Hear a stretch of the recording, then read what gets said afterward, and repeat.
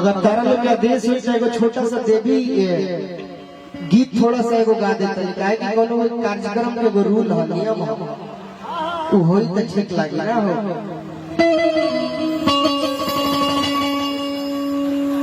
एगो भक्त माई के दरबार में जाके माई से कहलस का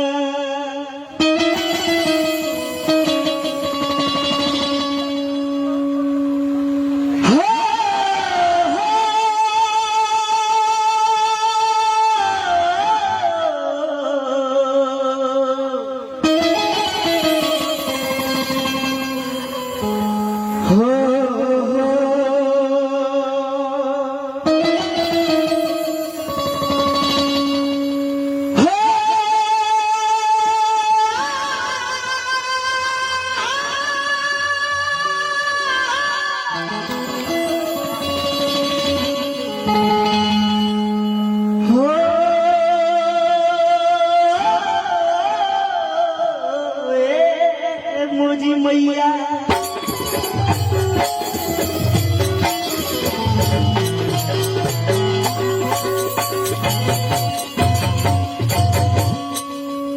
माई से कहलस कि माई ए मतारी तारा दया के बिना इज्जत की सृष्टि अधूरा बने माई। तोहरे कृपा बाकी गुलुआ कुछ बोला था गुलुआ कुछ गावा था अपन कृपा सदैव बनैले रहे माई। लइका कहलस बबुआ कि माई मक्का माई मदीना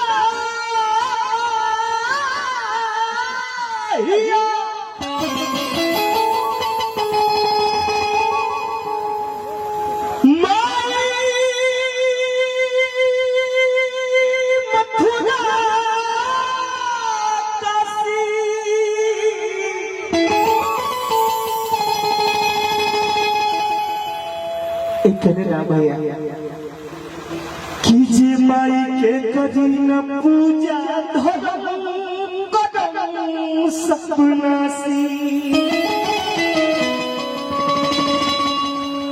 कि करी जा माई के ना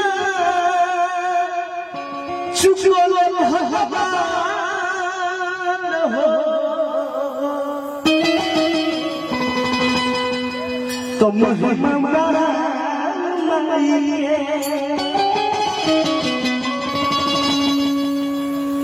एगो गीत हम बड़ा प्रेम से गाई ले अब बड़ा अच्छा लगे हमारा गाने में उहे गीत बा अभय बाबा कि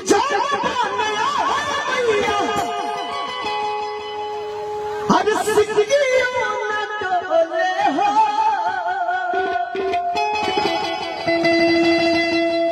कितना ही बनवाना। अच्छा में कतना लोग गुलुआ से प्रेम करला तनी हाथ उठावे का एगो हाला करके गुलुआ में तनी आशीर्वाद दे दे तनी ताली बजा आई लव यू टू बड़ी प्यार करला तारा लोग से गाय पे कम से कम ताली बाजे के चाहिए ना हो। तो लइका कहलस का कि आज जिंदगी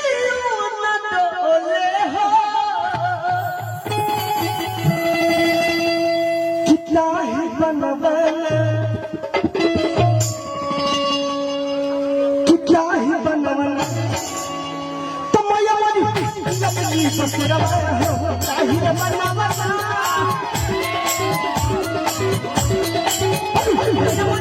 अपनी ससुरवा होता ही बनवाना।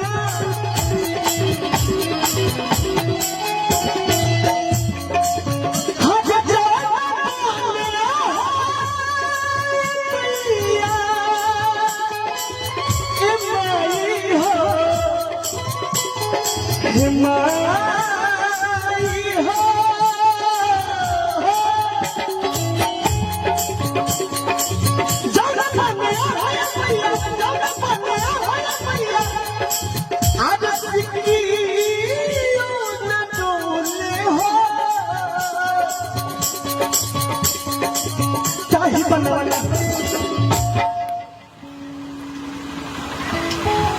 ताली बाजे के चाहे ना, गुलुआ के वो नाचे के तरीका अलग होला। लोग तो नाचबे करेला, लेकिन गुलुआ के नाचे के तरीका अलग बा। अगर अच्छा लगे तो तेरी ताली बजा दिया भाई है। किता ही बनवाना, किता ही बनवाना तमाया मन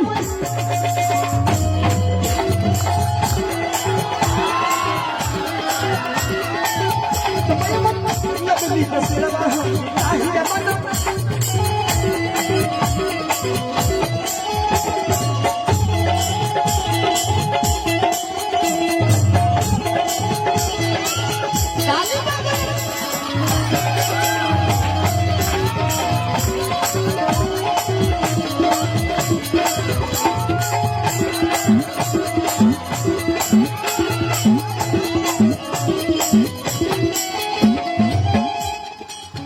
हमारे गार्जियन की तरफ से हजारों हजार रुपया के पुरस्कार मिलल। कि हमरा खातिर रुपया ना पैसा ना, ए चाचा इराउर आशीर्वाद है। गोड़ होने गोड़ लागत नहीं, आशीर्वाद के कामना रखत नहीं। लेकिन कहे हम भाई हो, ठीक लिखे लगत ना हो।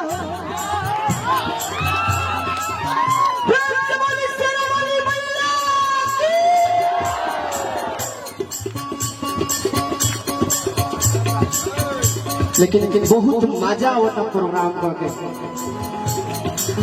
काहे कि तू लोग बड़ा लयदार बड़ा लोग भाई, बहुत अच्छा लगता। ताली बजाते रहे के चाहे भाई हो। गजब लगे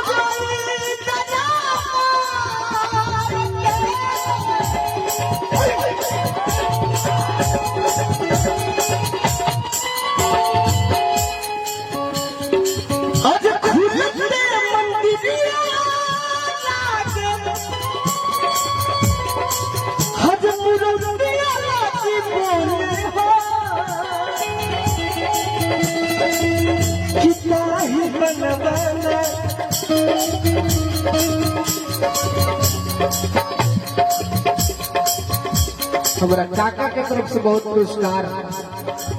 भगवान से कामना करे कि घर जब भाई जवानी में बरकरार रहे।